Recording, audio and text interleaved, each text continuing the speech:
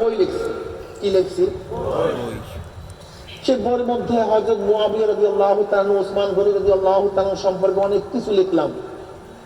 একজন খ্রিস্টান পণ্ডিত বা ইয়াহুদি পণ্ডিত বা নাস্তিক পণ্ডিত আমাকে বললো, এই বইটা কি লিখছে? আমি বললাম, আমি লিখছি। বলে, যা লিখছেন সব ঠিক? বলে, কেন ঠিক হবে না? ঠিক দেখে তো লিখছি। ওই পণ্ডিত আমার প্রশ্ন করছে, আপনি যে মুআবিয়া রাদিয়াল্লাহু তাআলা সম্পর্কে কথা বলছেন, এই কথাও কি ঠিক? আমি অবশ্যই বলবো ঠিক। এখন সে আমাকে প্রশ্ন করছে যে মুআবিয়া রাদিয়াল্লাহু কাতিব ওহী ছিলেন কি ছিলেন না?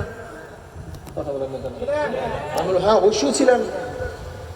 এখন সেই ব্যক্তি প্রশ্ন করবে, মুআবিয়া রাদিয়াল্লাহু কাতিব ওহী, অথচ আপনি তাকে গালি গালাজ করছেন, খারাপ বলছেন।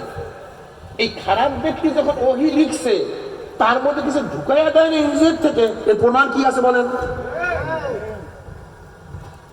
কি কথা বলেন? হ্যাঁ